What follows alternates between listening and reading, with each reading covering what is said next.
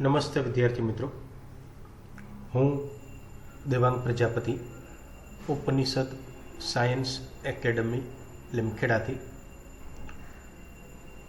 એક વિદ્યાર્થીની રિક્વેસ્ટ હતી કે સર નીટ જી ગુજકેટ માટે ટોપિક અને એની થિયરી સાથે એના એમસીક્યુ સોલ્યુશન સહિત રજૂ કરો. તો આજ રોજ આપણે એ વસ્તુ લઈને આવ્યો છું.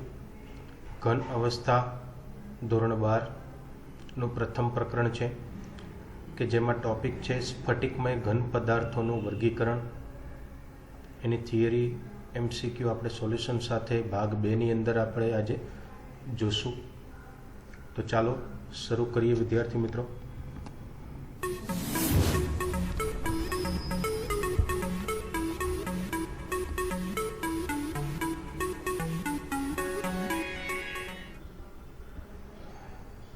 કે જે ભૌતિક રસાયણ વિજ્ઞાનનું ચેપ્ટર છે ઘન અવસ્થા, એની થિયરીને એમસીક્યુ આપણે જોવાના છીએ આજે.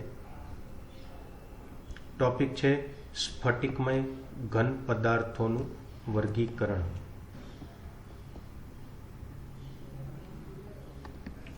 તો સ્ફટિકમય ઘન પદાર્થનું આપણે વર્ગીકરણ વિદ્યાર્થી મિત્રો જો આપણે જોઈએ તો એની અંદર સૌપ્રથમ આપણે વાત કરીએ તો સ્ફટિકમય ઘન પદાર્થોને વિવિધ રીતે આપણે વર્ગીકૃત કરી શકાય છે. વર્ગીકરણ કરવાની પદ્ધતિ હેતુ પર આધારિત હોય છે. અહીં આપણે સ્ફટિકમય ઘન પદાર્થોનું વર્ગીકરણ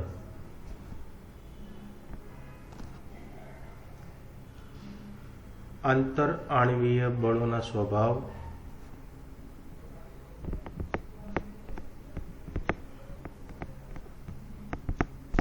આંતર આણ્વીય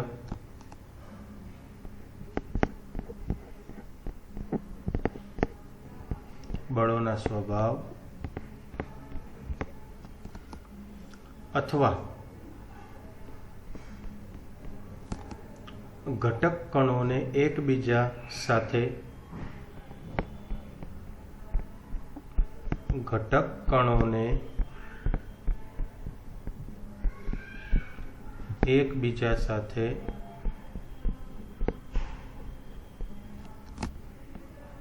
જકડી રાખતા બંધને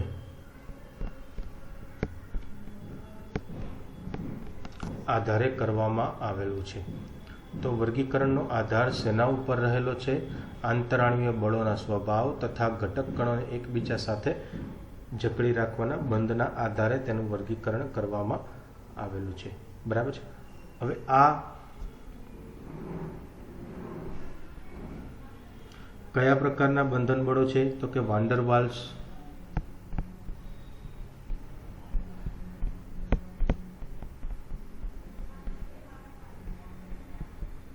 ત્યારબાદ જો આપણે વાત કરીએ તો આયનીય બંધ,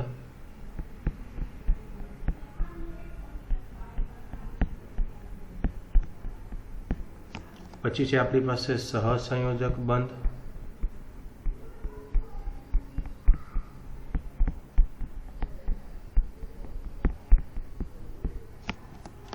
અને ચોથું છે આપણી પાસે ધાત્વીય બંધ.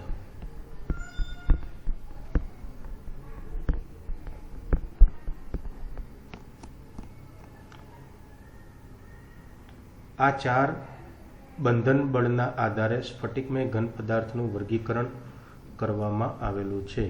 આ ચારના આધારે સ્ફટિકમય ઘન પદાર્થનું વર્ગીકરણ કરવામાં આવેલું છે. બરાબર છે. એની અંદર આપણે જોઈએ તો એના પ્રકાર કયા કયા છે સ્ફટિકમય ઘન પદાર્થના? તો સૌપ્રથમ આણ્વીય,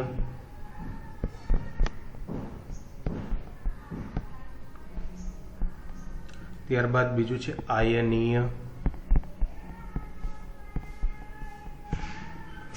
પછી છે આપણી પાસે ધાત્વીય અને ચોથું છે આપણી પાસે સહસંયોજક, બરાબર છે। તો આ 4 અલગ અલગ પ્રકારે તેનું આપણે વર્ગીકરણ કરેલું છે, બરાબર છે। સ્ફટિકમય ઘન પદાર્થનું આપણે આ 4 પ્રકારે વર્ગીકરણ કરેલું છે। આણ્વીય, આયનીય, ધાત્વીય અને સહસંયોજક પ્રકારે વર્ગીકરણ કરેલું છે, બરાબર છે। ત્યારબાદ આપણે એમાં સૌપ્રથમ છે વિદ્યાર્થી મિત્રો આણ્વીય ઘન પદાર્થ, બરાબર છે। આણ્વીય ઘન પદાર્થ, આ આણ્વીય ઘન પદાર્થ આપણે જોઈએ તો કે અણુઓ આણ્વીય ઘન પદાર્થોના ઘટક કણો છે, જેમને નીચેના પ્રકારોમાં ફરી આપણે ઉપવિભાજિત કરી શકાય, બરાબર છે। એમાં સૌપ્રથમ છે આપણી પાસે જેનું નામ છે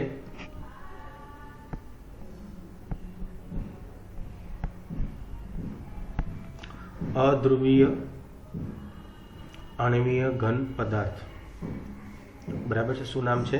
અધ્રુવીય આણ્વીય ઘન પદાર્થ, બરાબર છે। ત્યારબાદ બીજું છે આપણી પાસે એ આનું વિરોધી છે, નામ અધ્રુવીયનું વિરોધી શું થાય? તો કે ધ્રુવીય આણ્વીય ઘન પદાર્થો, બરાબર છે। અને ત્યારબાદ ત્રીજું છે આપણી પાસે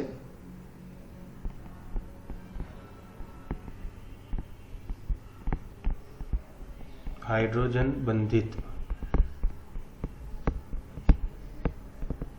બરાબર છે। શું છે? હાઇડ્રોજન બંધિત। તો વિદ્યાર્થી મિત્રો આણ્વીય ઘન પદાર્થ જે છે, બરાબર છે, એ આણ્વીય ઘન પદાર્થના મુખ્યત્વે 3 પ્રકાર છે। એક અધ્રુવીય આણ્વીય ઘન પદાર્થ, બીજો ધ્રુવીય આણ્વીય ઘન પદાર્થ અને ત્રીજો છે હાઇડ્રોજન બંધિત આણ્વીય ઘન પદાર્થ, બરાબર છે। તો ચાલો એક એક કરીને તેનો આપણે અભ્યાસ કરીએ, બરાબર છે। તો સૌપ્રથમ છે અધ્રુવીય આણ્વીય ઘન પદાર્થ, બરાબર છે। તો આ શું છે? તે કાં તો પરમાણુઓ ધરાવે છે, ઉદાહરણ તરીકે આર્ગોન અને હિલિયમ, અથવા અધ્રુવીય સહસંયોજક બંધને કારણે બનેલા અધ્રુવીય અણુઓ ધરાવે છે। એટલે શું કે છે? તે કા પરમાણુ ધરાવે, પરમાણુમાં કોણ કોણ હોઈ શકે છે? એમાં ઉદાહરણમાં આપણને આપેલું છે આર્ગોન, હિલિયમ, બરાબર છે। અથવા તો આપણે કહીએ અધ્રુવીય સહસંયોજક બંધને કારણે બનેલા અધ્રુવીય અણુઓ ધરાવે છે। શું કે છે?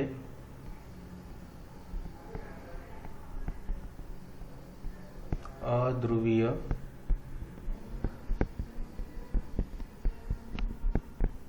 અણુઓ ધરાવે છે। હવે એનું ઉદાહરણ છે આપણી પાસે H2Cl2 I2। આ ઘન પદાર્થોમાં પરમાણુ અથવા અણુઓ કેવા પ્રકારનું બળ સાથે જકડાયેલા હોય છે? તો આ યાદ રાખવાનું છે વિદ્યાર્થી મિત્રો, પ્રશ્ન પૂછી શકે છે। નિર્બળ,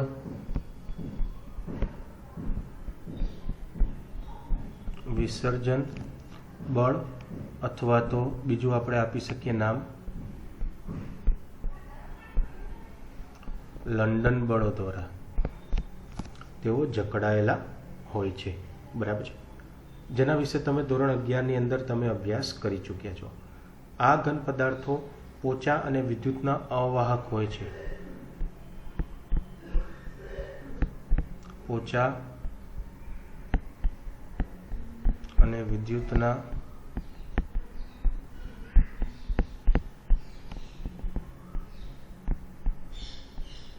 અવાહક હોય છે। તેમને નીચા ગલનબિંદુ હોય છે। ગલનબિંદુ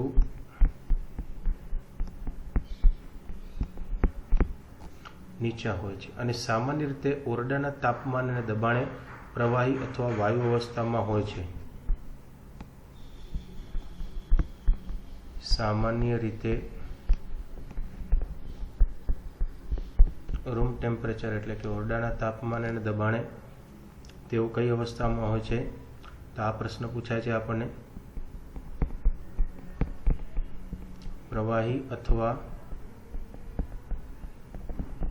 વાયુ અવસ્થામાં તેઓ હોય છે. તો આ વાત છે વિદ્યાર્થી મિત્રો અધ્રુવીય આણ્વીય ઘન પદાર્થની.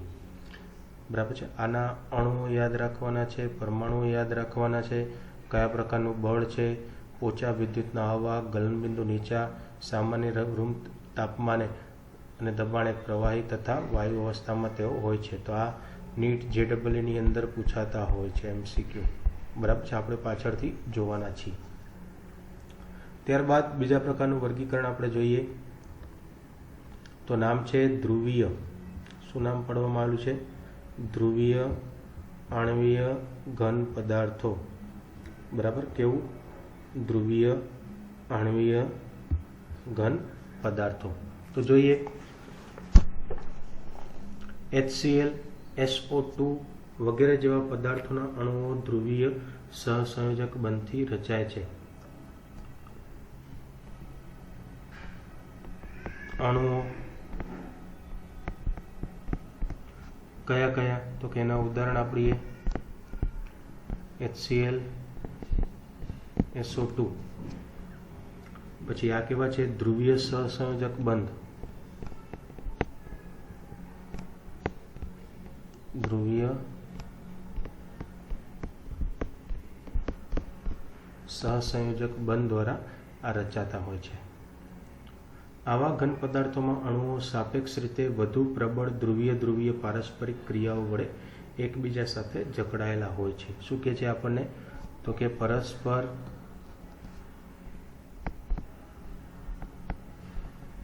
પ્રબળ ધ્રુવીય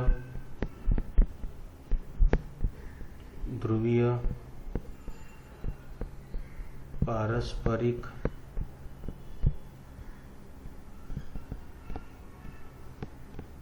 ક્રિયાઓ વડે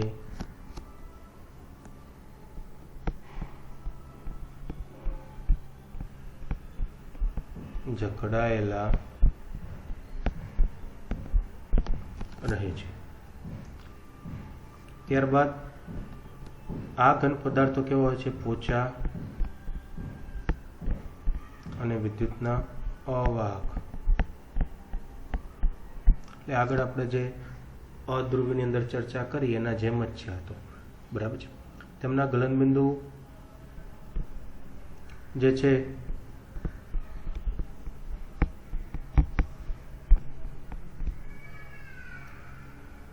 અધ્રુવીય આણ્વીય ઘન પદાર્થો કરતાં વધારે ઊંચા હોય છે. અધ્રુવીય કરતાં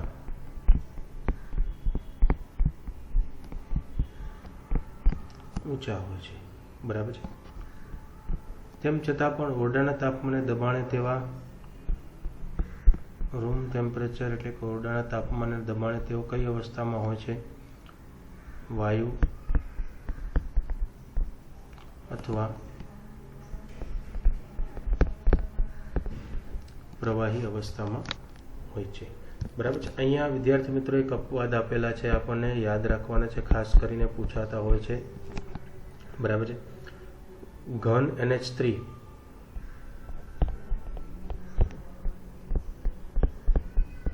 મન્યો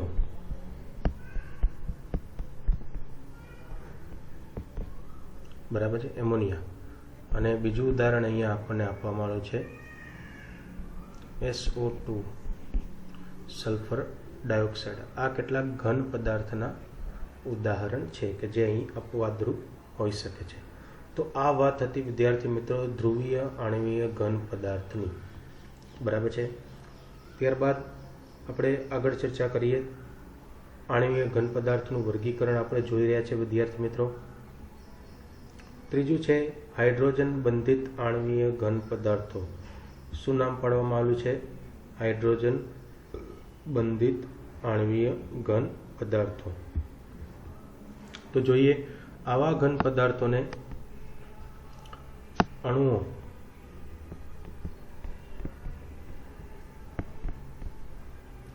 H અને એટલે હાઇડ્રોજન અને ફ્લોરિન, અથવા તો આપણે વાત કરીએ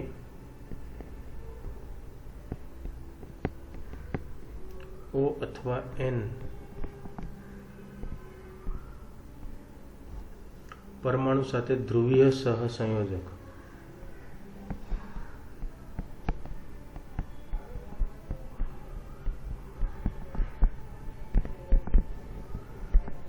બરાબર છે. પ્રબળ હાઇડ્રોજન બંધ આવા અણુઓ જેવા કે પ્રબળ H બંધ અથવા હાઇડ્રોજન બંધ, ઉદાહરણ આપણે જોઈએ H2O. બરફ પ્રબળ રીતે જકડી રાખે છે. બરાબર છે. પછી તેઓ વિદ્યુતના અવાહક હોય છે. સામાન્ય રીતે ઓરડાના તાપમાને આવી ગયું પાછું, અને દબાણે તેઓ કેવા બાષ્પીય પ્રવાહી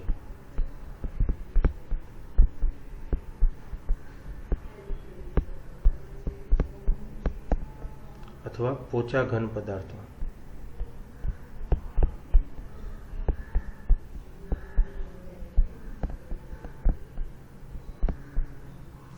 બરાબર છે. તો આ હતું વિદ્યાર્થી મિત્રો આણ્વીય ઘન પદાર્થનું વર્ગીકરણ. બરાબર છે, કે જે બોર્ડની અંદર પણ તમને ટૂંક નોટ સ્વરૂપે પૂછાય છે. બરાબર છે. GNETની અંદર તો આના MCQ પૂછાય જ છે. બરાબર છે, પણ બોર્ડ માટે પણ એટલું અગત્યનું છે. બરાબર છે. ચાલો ત્યારબાદ આપણે આગળ જઈએ છીએ વિદ્યાર્થી મિત્રો.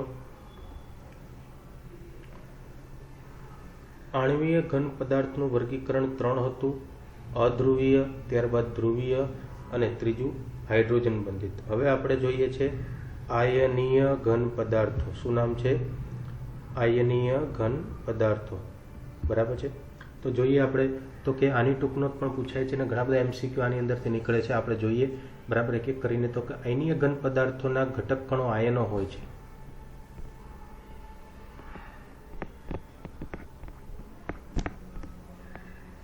ઘટક કણો આયનો હોય છે.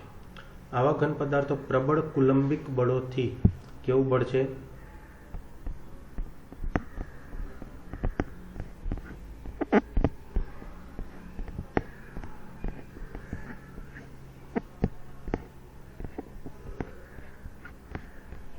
પ્રબળ કુલંબિક બળોથી બંધિત ધન આયનો અને ઋણ આયનોની ધન આયનો અને ઋણ આયનોની ત્રિપરિમાણીય દિશામાંની ગોઠવણીથી રચાય છે. 3D ગોઠવણી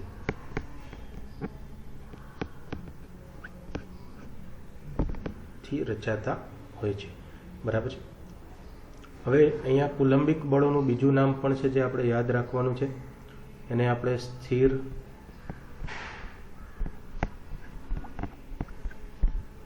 વિદ્યુતીય કહેવાય છે. કુલંબિક બળોને સ્થિર વિદ્યુતીય આપણે કહેવાય છે. ત્યારબાદ આ ઘન પદાર્થો સ્વભાવે સખત અને બરડ. સખત, બરડ. તેમના ઊંચા ઉત્કલન બિંદુ અને ગલન બિંદુ હોય છે. એટલે ગલન બિંદુ એટલે કે બોઇલિંગ પોઈન્ટ, ઉત્કલન બિંદુ એટલે બોઇલિંગ પોઈન્ટ, અને ગલન બિંદુ એટલે કે મેલ્ટિંગ પોઈન્ટ. બંને કેવા હોય છે? ઊંચા. બરાબર છે. બોઇલિંગ પોઈન્ટ એટલે કે ઉત્કલન બિંદુ અને MP એટલે મેલ્ટિંગ પોઈન્ટ એટલે કે ગલન બિંદુ. આ બંને કેવા હોય છે? ઊંચા.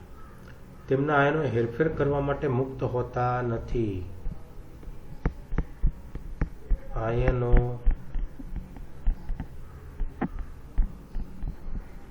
હેરફેર માટે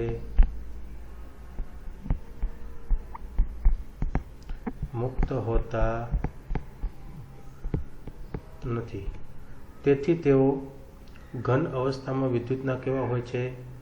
અવાહક. ઘન અવસ્થામાં આવાય વિદ્યુતના કેવા હોય છે? અવાહક. આયનો હેરફેર ના થાય એટલે તેઓ કેવા હોય છે? અવાહક. તેમ છતાં પણ પીગલિત અવસ્થામાં જો ઘનની બદલે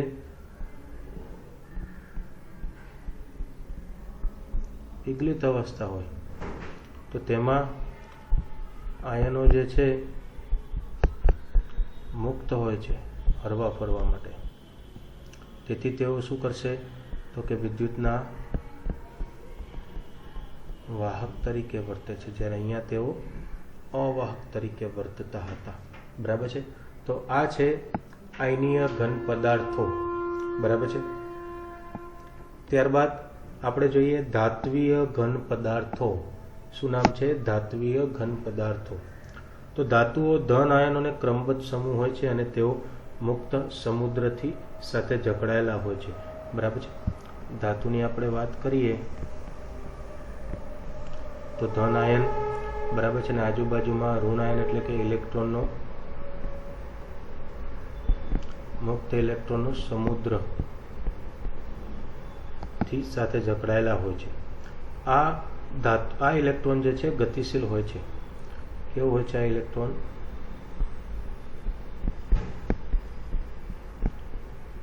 ગતિશીલ હોય છે. બરાબર છે. અને સમગ્ર સ્ફટિકમાં સરખી રીતે વિસ્તરાયેલો હોય છે.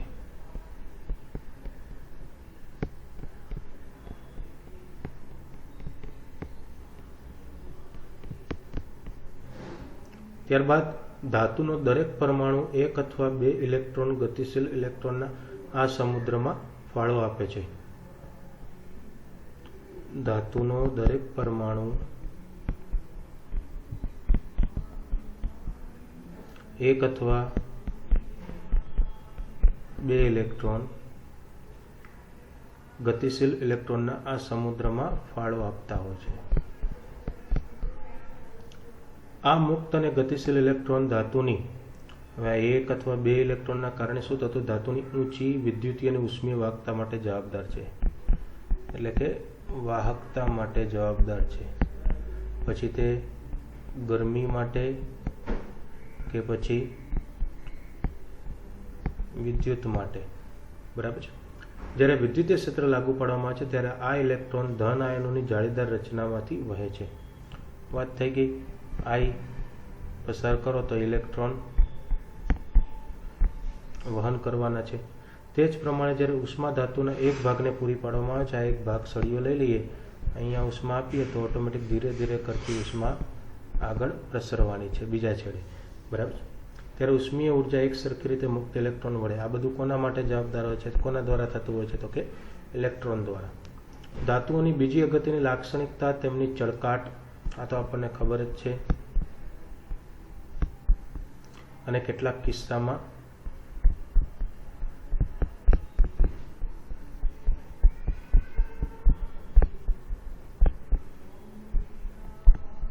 રંગ પણ હોય છે. આ પણ તેમનામાં રહેલા મુક્ત ઇલેક્ટ્રોન. આ બધું શેના આધારિત છે? તો કે મુક્ત ઇલેક્ટ્રોન. બરાબર છે. ધાતુઓ ખૂબ જ ટીપનીય અને તન્ય. તો આ તો આપણને ખબર છે. ટીપનીય અને તન્ય હોય છે. તો આ તો બધા ધાતુના ગુણધર્મો છે. ચળકાટ. બરાબર છે. તો આ તો આપણને આવડે છે. બરાબર છે. તો આ હતું ધાત્વિય ઘન પદાર્થો. બરાબર છે. હવે આપણી પાસે છે વિદ્યાર્થી મિત્રો સહસંયોજક અથવા તો જાળીદાર ઘન પદાર્થ. બરાબર છે. તો જોઈએ અધાતુઓના સ્ફટિકમય ઘન પદાર્થોનો વિશાળ પ્રકાર સ્ફટિકમાં સમગ્રપણે નજીકના પરમાણુ વચ્ચે સહસંયોજક બંધથી રચનાથી પ્રાપ્ત થાય છે. અધાતુઓમાં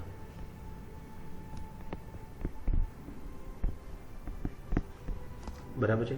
અને તેની અંદર સમગ્ર સ્ફટિકમાં સમગ્રપણે નજીકના પરમાણુ કયા બંધથી જોડાયેલા છે? કયા બંધથી? તો કે સહસંયોજક.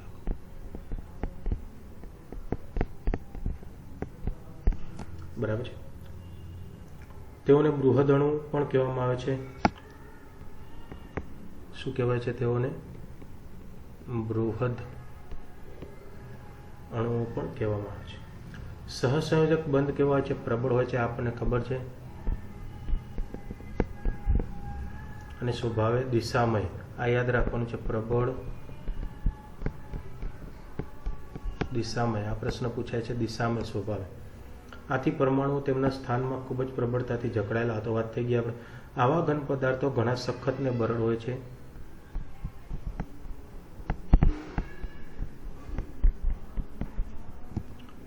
બરાબર છે. સખત અને બરડ. તેમને ખૂબ જ ઊંચા ગલનબિંદુ હોય છે.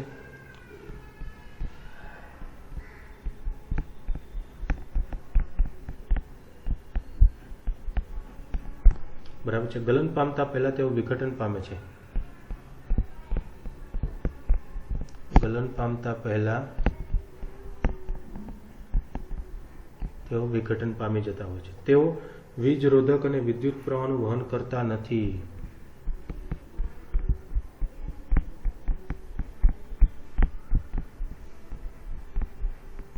વીજ પ્રવાહ એટલે કે આઈ નું વહન કરતા નથી.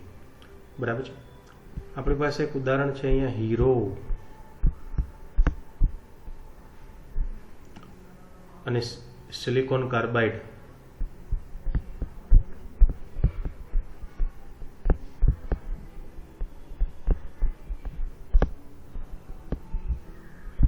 આવા ઘન પદાર્થોના વિશિષ્ટ ઉદાહરણો છે હીરો અને સિલિકોન કાર્બાઇડ.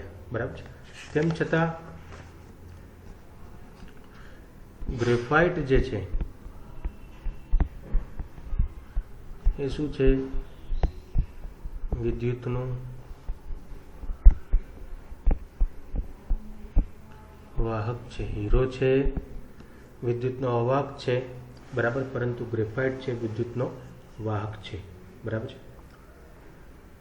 પણ આ પ્રકારના સ્ફટિક વર્ગમાં સમાવેશ છે. આ ગ્રેફાઇટ છે એ સહસંયોજક અથવા તો જાળીદાર ઘન પદાર્થનું ઉદાહરણ છે. તે પોચું છે. એનો સ્વભાવ કેવો છે?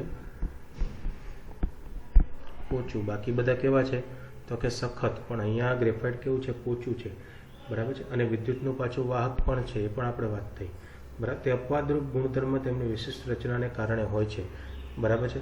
હવે શું કામ તે? હવે અહીંયા એક સરસ મજાનું કારણ પૂછાય છે વિદ્યાર્થી મિત્રો. બરાબર છે કે ગ્રેફાઇટ છે વિદ્યુતનું વાહક શું કામ છે? બરાબર છે. તો એ આપણે જોઈએ તો કે કાર્બન પરમાણુઓ ગ્રેફાઇટની અંદર જુદા જુદા સ્તરમાં ગોઠવાયેલા છે અને દરેક પરમાણુ બીજા 3 પાડોશી પરમાણુ સાથે તે જ સ્તરમાં સહસંયોજક બંધિત હોય છે. એટલે કે ચોથો ઇલેક્ટ્રોન જુદા જુદા સ્તરમાં 3 જે છે, બરાબર છે, શું કહે છે આપણને? ફરીથી કાર્બન પરમાણુ જુદા જુદા સ્તરમાં ગોઠવાયેલા હોય છે અને દરેક પરમાણુ બીજા 3 પડોશી પરમાણુ સાથે તે જ સ્તરમાં સહસંયોજક રીતે બંધિત હોય છે. એક જ સ્તરમાં દરેક પરમાણુનો ચોથો સંયોજકતા ઇલેક્ટ્રોન જુદા જુદા સ્તરોની વચ્ચે હાજર છે અને આજુબાજુ ફરી શકે તેવા મુક્ત હોય છે. આ ભાઈ જે છે ચોથો ઇલેક્ટ્રોન એ કેવો હોય છે? ફરી શકે. બરાબર. આ મુક્ત ઇલેક્ટ્રોન ગ્રેફાઇટને વિદ્યુતનો શું બનાવે છે? સુવાહક. બરાબર છે. જુદા જુદા સ્તર એકબીજાની ઉપર સરકી શકે છે. આ બાબતને ગ્રેફાઇટને કેવું? તો કે પોચું ઘન બનાવે છે. બરાબર છે. અને સારું ઊંજણ, આ પ્રશ્ન પૂછાય છે, સારું ઊંજણ બનાવે છે. બરાબર છે. હવે આપણે આ જે ચારે પ્રકારનું આપણે 3 પ્રકારના વર્ગીકરણ જોયા, આણ્વીય ઘન પદાર્થો, આયનીય ઘન પદાર્થો અને ધાત્વિય ઘન પદાર્થો, અને ચોથું છે સહસંયોજક અથવા તો જાળીદાર ઘન પદાર્થો. બરાબર છે. તેનું આપણે એક કોષ્ટક છે જે શોર્ટકટ સ્વરૂપે અહીં રજૂ કરવામાં આવેલું છે, તો જોઈએ આપણે તે પણ. બરાબર છે. કોષ્ટક યાદ રાખી લેશો વિદ્યાર્થી મિત્રો, એટલે મોટા ભાગના MCQ તમે સોલ્વ કરી શકશો. બરાબર છે. મોટા ભાગના MCQ તમે સોલ્વ કરી શકશો. ઘન પદાર્થોના પ્રકાર, ઘટક કણો, બંધન બળો અથવા તો આકર્ષણ બળો કયા છે, ઉદાહરણના ભૌતિક સ્વભાવ, વિદ્યુતની વાહકતા અને ગલનબિંદુ કેવા છે, એ આપણે જોવાનું છે. તો સૌપ્રથમ આણ્વીય ઘન પદાર્થો થોડું ઝડપથી જઈએ છીએ. આગળ આપણે ભણી ગયા છે. એમાં અધ્રુવીય અણુઓ છે, વિસર્જન અથવા લંડન બળો છે. ઉદાહરણો આપણને અહીં આપવામાં આવેલા છે. ArCCl4, H2I2, CO2. તેઓ મૃદુ છે સ્વભાવે, અવાહક અને ઘણા નીચા ગલનબિંદુ. ત્યારબાદ ધ્રુવીયની અંદર પણ અણુઓ છે. દ્વિધ્રુવીય પારસ્પરિક ક્રિયા થતી હોય છે. HClSO2 એના ઉદાહરણ છે. મૃદુ, અવાહક અને નીચા. હાઇડ્રોજન બંધિત તો કે હાઇડ્રોજન બંધ.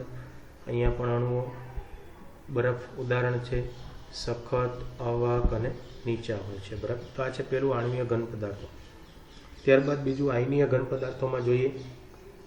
ઘટક કણોમાં આયનો, કુલંબિક અથવા સ્થિર વિદ્યુતીય બળ. ઉદાહરણ આપેલા છે NaCl, MgO, ZnSCF2.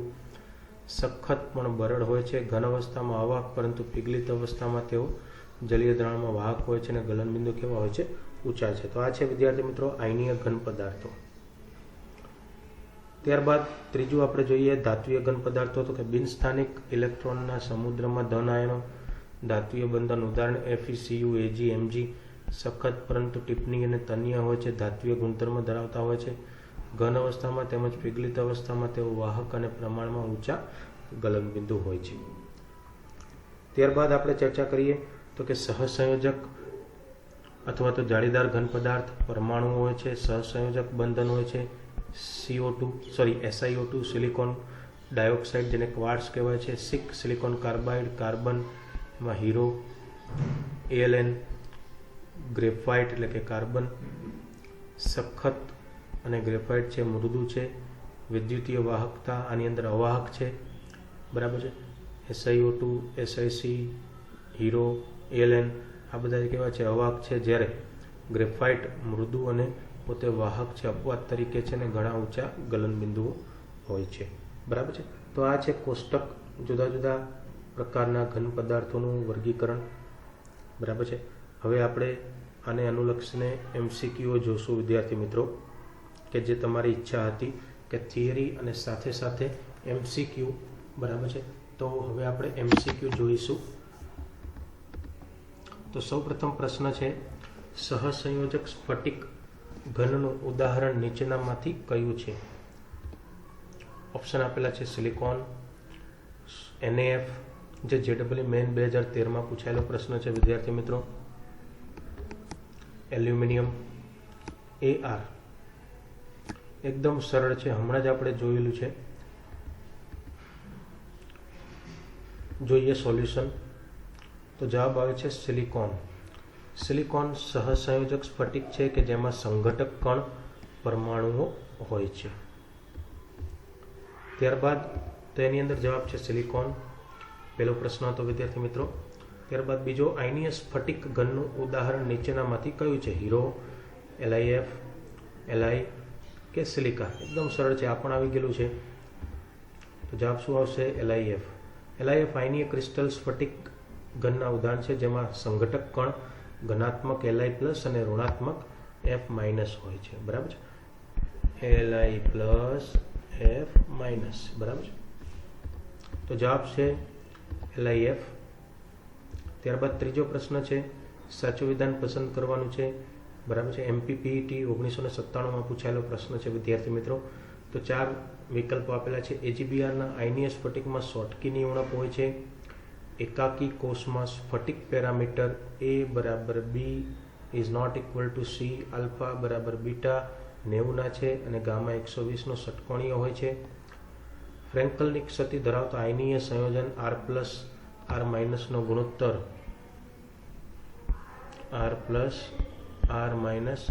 ગુણોત્તર ઉચ્ચ હોય છે. NaClના Na+માં આયનમાં સવર્ગાંક કેટલો? 4 જેટલો હોય છે. તો જોઈએ સોલ્યુશન. એકાકી કોષમાં સ્ફટિક parameter A = B ≠ C, alpha beta 90 અને ગામા 120 ને ષટકોણીય હોય છે, એ સાચો જવાબ છે. એક સ્ફટિકમય તંત્ર ષટકોણીય હોય છે જો તેની એકમ કોશિકા A = B ≠ C અક્ષીય ગુણોત્તર અને આલ્ફા બીટા 90, જ્યારે ગામા 120નો અક્ષીય કોણ હોય છે. તો એકાકી કોષવાળું જે છે, બરાબર છે, એ સાચો જવાબ છે વિદ્યાર્થી મિત્રો, બરાબર છે. ત્યારબાદનો ચોથો પ્રશ્ન છે, નીચેનામાંથી કયું સાચું છે? DC 2007, DPMT 1997માં પૂછાયેલો સરસ મજાનો પ્રશ્ન છે વિદ્યાર્થી મિત્રો. આપણને 4 કોષ્ટક આપેલું છે. ઘન સ્ફટિકની રચના, મોનોક્લિનિક, રોમ્બોહેડ્રલ, ટ્રાયક્લિનિક, અક્ષીય અંતર, અક્ષીય કોણ અને ઉદાહરણો તેઓના આપેલા છે અને 4 વિકલ્પો આપણને આપેલા છે, બરાબર છે. એકદમ સરળ છે વિદ્યાર્થી મિત્રો, કોષ્ટક આધારિત જ છે. તો જવાબ આવે છે C વિદ્યાર્થી મિત્રો, ચતુષ્ફલકીય સ્ફટિકમય તંત્ર. A = B = C, alpha beta gamma 90 નથી. ઉદાહરણ નાનો 3, CSO4, કેલ્સાઇટ, CaCO3, HgS. તો જવાબ આવે છે C વિદ્યાર્થી મિત્રો, રોમ્બોહેડ્રલ વાળું, બરાબર છે. ત્યારબાદ પાંચમો પ્રશ્ન જોઈએ. ત્રિકોણીય સ્ફટિક તંત્રમાં એકાંકી કોષના પરિણામો નીચેનામાંથી કયા છે? MPPMT 1993માં પૂછાયેલો પ્રશ્ન છે. એ બરાબર 3 બાજુ સરખી છે, આલ્ફા બીટા ગામા 90 છે. 2 બાજુ AB સરખી, C સરખી નથી અને આલ્ફા બીટા ગામા 90. ત્રણેય બાજુઓ સરખી નથી, આલ્ફા બીટા ગામા ત્રણે 90ના છે. બે બાજુ AB સરખી, C સરખી નથી અને આલ્ફા બીટા 90ના અને ગામા 120નો છે. એકદમ સરળ છે. સોલ્યુશન A બરાબર B, એટલે બે બાજુ સરખી, C નથી સરખી અને આલ્ફા બીટા ગામા 90ના છે. ચતુષ્કોણીય તંત્રની એકમ કોશિકા પરમાણીય છે. એટલે આલ્ફા બીટા A ને B બંને બાજુ સરખી, C નથી સરખી, આલ્ફા બીટા ગામા 90ના છે. તો સાચો જવાબ છે વિદ્યાર્થી મિત્રો B વિકલ્પ આપણો 2 નંબર. બરાબર છે. તો આ તો 5મો પ્રશ્ન. ત્યારબાદ 6થો પ્રશ્ન જોઈએ. રોમ્બિક સલ્ફરની રચના કેવી છે? ખુલ્લી શૃંખલાવાળી, ચતુષ્ફલકીય, કરચલીવાળી 6 સભ્યોની રિંગ, કરચલીવાળી 8 સભ્યોની રિંગ. સોલ્યુશન જોઈએ. કરચલીવાળી 8 સભ્યોની રિંગ આવે છે, જો તમે બંધારણ જોયું હોય તો. ચોથો જવાબ છે સાચો, કરચલીવાળી 8 સભ્યોની રિંગ. ત્યારબાદ 7મો પ્રશ્ન છે. ખાલી જગ્યા એકમ કોષનું સ્ફટિક આલેખિક પરિમાણ A બરાબર B ત્રણે બાજુ સરખી નથી અને આલ્ફા ગામા 90 અને બીટા 90નો નથી. AFMC 1998, DCE 2000, KCAT 2015માં પૂછાયેલો પ્રશ્ન છે વિદ્યાર્થી મિત્રો. કેલ્સાઇટ, ગ્રેફાઇટ, રોમ્બિક સલ્ફર કે મોનોક્લિનિક સલ્ફર? આ પણ કોષ્ટક આધારિત જ છે વિદ્યાર્થી મિત્રો. મોનોક્લિનિક સલ્ફર જવાબ આવે છે. એ મોનોક્લિનિક સ્ફટિકમય તંત્રનું ઉદાહરણ છે. તો મોનોક્લિનિક સાચો જવાબ છે. બરાબર છે. વચ્ચે વિદ્યાર્થી મિત્રો કહી દઉં કે જે વિદ્યાર્થી મિત્રો નવા હોય ચેનલને લાઈક, શેર અને સબસ્ક્રાઈબ કરી લે, જેથી કરીને આવનારા નવા વિડીયોની નોટિફિકેશન તમને સૌ પ્રથમ મળે. બરાબર છે. તો આ તો 7મા પ્રશ્નનો જવાબ. ત્યારબાદ 8મા પ્રશ્ન જોઈએ. નીચેનામાંથી કયા એકમ કોષમાં પરિમાણ સમઘનીય એકમ સાથે પ્રદર્શિત થાય છે? MPPMT 2011માં પૂછાયેલો પ્રશ્ન છે વિદ્યાર્થી મિત્રો. ત્રણે બાજુ સરખી, ત્રણે ખૂણા 90ના, ત્રણે બાજુ સરખી, બે ખૂણા એ આલ્ફા બીટા 90ના અને ગામા નથી 90નો, બે સરખી, C સરખી નથી, આલ્ફા ને ગામા 90ના, ત્રણે બાજુ સરખી નથી ને ત્રણે ખૂણાઓ પણ સરખા નથી. તો જવાબ આવે છે ત્રણે બાજુ સરખી, ત્રણે ખૂણાઓ 90ના. વિકલ્પ પહેલો. ત્યારબાદ 9મો. નીચેનામાંથી કયું સલ્ફરનું સૌથી વધુ સ્થાયી અપરરૂપ છે? અષ્ટફલકીય સલ્ફર, મોનોક્લિનિક સલ્ફર, પ્લાસ્ટિક સલ્ફર કે કલીલ સલ્ફર? MHCAT 2016ની અંદર પૂછાયેલો પ્રશ્ન છે વિદ્યાર્થી મિત્રો. અષ્ટફલકીય સલ્ફર છે સાચો જવાબ આવે છે. આલ્ફા સલ્ફર કહેવાય છે તેને. રોમ્બિક સલ્ફર સલ્ફરના સૌથી વધુ સ્થાયી અપરૂપો છે આ. બરાબર છે.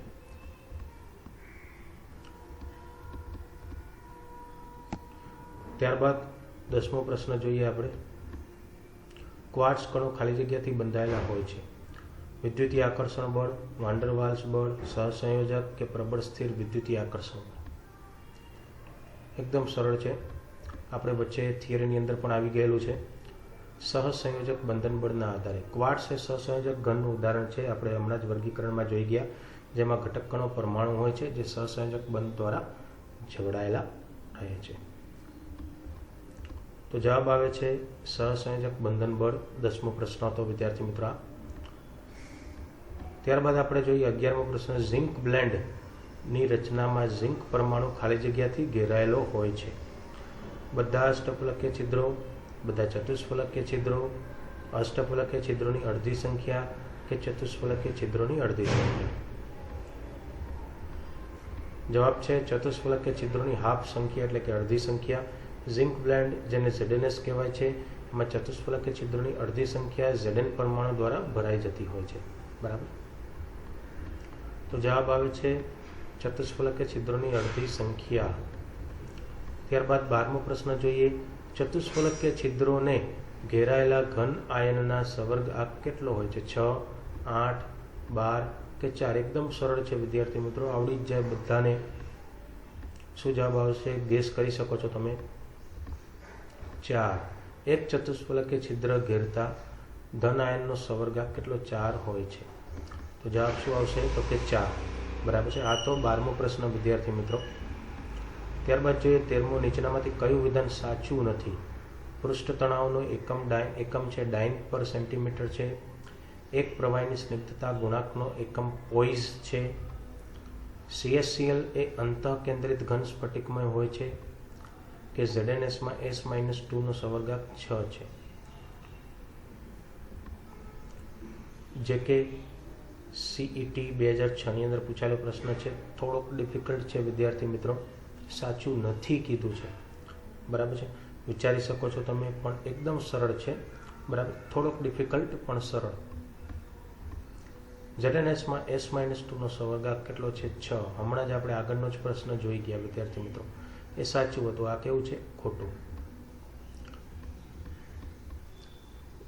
ચોથો જવાબ છે. ત્યારબાદ 14મો પ્રશ્ન જોઈએ. કુદરતમાં સિલિકોન કઈ અવસ્થામાં પ્રાપ્ત થાય છે? MHCET 2002ની અંદર પૂછાયેલો પ્રશ્ન છે. અંતઃકેન્દ્રિત સમઘનીય, ષટકોણીય સંવૃત સંકુલિત, જાળીદાર કે ફલક કેન્દ્રિત? એકદમ સરળ છે, બધાને આવડી જાય. વિચારો. જાળીદાર ઘન. સિલિકોન તેના શૃંખલાના ગુણને કારણે જાળીદાર ઘનનું નિર્માણ કરે છે. તો જવાબ આવે છે જાળીદાર ઘન. તો આ તો 14મો પ્રશ્ન વિદ્યાર્થી મિત્રો. ત્યારબાદ આપણે જોઈએ 15મો પ્રશ્ન. દિવાસળીની પેટી કેવા પ્રકારની ભૂમિતિ દર્શાવે? થોડોક નવીન પ્રકારનો પ્રશ્ન છે વિદ્યાર્થી મિત્રો. બરાબર છે. થોડું સમજ શક્તિ આધારિત પ્રશ્ન છે. MPPET 1993, MPPET 1995માં પૂછાયેલો પ્રશ્ન છે. સમઘનીય ભૂમિતિ, મોનોક્લિનિક ભૂમિતિ, ઓર્થોરોમ્બિક ભૂમિતિ કે ત્રિકોણીય ભૂમિતિ? વિચારો. ઓર્થોરોમ્બિક ભૂમિતિ. ઓર્થોરોમ્બિક ભૂમિતિ ત્રણેય બાજુ સરખી નથી અને આલ્ફા બીટા ગામા છે 90 હોય છે. દિવાસળીની પેટીની આકૃતિ જે છે આ ભૂમિતિનું પાલન કરતી હોય છે. બરાબર છે. તો જવાબ આવે છે ઓર્થોરોમ્બિક ભૂમિતિ. તો આ તો 15મો પ્રશ્ન વિદ્યાર્થી મિત્રો. ત્યારબાદ આપણે જોઈએ 16મો પ્રશ્ન. ઓડિશા JEE 2004માં પૂછાયેલો પ્રશ્ન છે. શેમાં સમમિતીયનું ભ્રમણ થતું નથી? ષટકોણીય, ઓર્થોરોમ્બિક, સમઘનીય કે ટ્રાયક્લિનિક? તો જોઈએ જવાબ. ટ્રાયક્લિનિક જવાબ આવે છે. ટ્રાયક્લિનિક સ્ફટિકમાં સમમિતીયનું ભ્રમણ થતું નથી.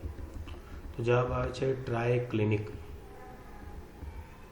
ત્યારબાદ 17મો પ્રશ્ન. નીચેનામાંથી કયા અણુમાં સમમિતીય ત્રિસ્તરીય અક્ષ હોય છે? UPE ACET 2004માં પૂછાયેલો પ્રશ્ન છે. NH3, C2H4, CO2 કે SO2? ત્રિસ્તરીય અક્ષ હોય છે એવું કે છે આપણને. તો જવાબ આવે છે NH3. એમોનિયા અણુમાં 120ના ભ્રમણના પરિણામ સ્વરૂપ મૂળ રૂપ ફરીથી ઉત્પન્ન થાય છે. તેથી તેની જેમ અક્ષ ત્રિસ્તરીય, સમમિતીય અથવા તો ત્રિકક્ષ કહેવામાં આવે છે. તો જવાબ આવે છે એમોનિયા NH3. ત્યારબાદ 18મો પ્રશ્ન. જેમાં ધ્રુવીય સ્ફટિકને ગરમ કરવા પર વિદ્યુત ઉત્પન્ન થાય છે તે ઘટનાને શું કહેવામાં આવે છે? ધ્રુવીય સ્ફટિકને ગરમ કરવા વિદ્યુત ઉત્પન્ન થાય. તાપ વિદ્યુતીય, દાબ વિદ્યુતીય, પીઝો વિદ્યુતીય કહેવાય છે જેને, લોહ વિદ્યુતીય કે ફેરી વિદ્યુતીય? બહુ સરળ છે વિદ્યાર્થી મિત્રો. વ્યાખ્યા છે આ તાપ વિદ્યુતીય. આ તાપ વિદ્યુતીયની વ્યાખ્યા છે. તો આ તો 18મો પ્રશ્ન વિદ્યાર્થી મિત્રો. ત્યારબાદ જોઈએ 19મો પ્રશ્ન. X નીચા તાપમાન પર પીગળે છે અને પ્રવાહી અને ઘન બંને સ્થિતિમાં વિદ્યુતનો ખરાબ વાહક છે. તો X એ શું હશે? એટલે કે વાહકતા ખૂબ ઓછી છે. Silicon carbide, mercury, zinc sulphide, carbon tetrachloride? JEE main 2020ની અંદર પૂછાયેલો તાજો જ પ્રશ્ન છે. ફ્રેશ વિદ્યાર્થી મિત્રો. બરાબર છે. તો જોઈએ જવાબ. બહુ મજા આવે એવો પ્રશ્ન છે. કાર્બન ટેટ્રાક્લોરાઇડ CCl4 એ ઘન અને પ્રવાહી અવસ્થામાં અવાહક છે. તો જવાબ આવે છે કાર્બન ટેટ્રાક્લોરાઇડ. આ તો 19મો પ્રશ્ન વિદ્યાર્થી મિત્રો. ત્યારબાદ આપણે જોઈએ લાસ્ટ વિડીયોનો લાસ્ટ પ્રશ્ન છે વિદ્યાર્થી મિત્રો. હીરો એ કોનું ઉદાહરણ છે? સીઈટી પુણે 1998, એમપીપીઈટી 1998, એમપીપીએમટી 1998 ની અંદર પૂછાયેલો પ્રશ્ન છે. ઘન કે જેમાં હાઇડ્રોજન બંધ હોય છે, વિદ્યુત સંયોજી ઘન પદાર્થ, સહસંયોજક ઘન પદાર્થ કે કાચ. એકદમ સરળ છે, બધાને આવડે. આ તો કદાચ સહસંયોજક ઘન પદાર્થનું ઉદાહરણ હીરો એ સંયોજી ઘન છે કે જેમાં સંઘટક કણ પરમાણુ હોય છે. બરાબર, તો સાચો જવાબ છે સહસંયોજક ઘન પદાર્થ. બરાબર છે. તો આ તો 20મો પ્રશ્ન વિદ્યાર્થી મિત્રો. કોઈ પણ ડાઉટ હોય તો મારા નંબર અહીં આપેલા છે. બરાબર છે, તેની અંદર વોટ્સઅપ કરીને ડાઉટ તમે ક્લિયર કરી શકો છો, અથવા તો ફોન પણ કરી શકો છો. બરાબર છે, અથવા તો કોમેન્ટ બોક્સમાં જઈ અને કોમેન્ટ કરીને પણ તમારો ડાઉટ ક્લિયર કરી શકો છો. Thank you.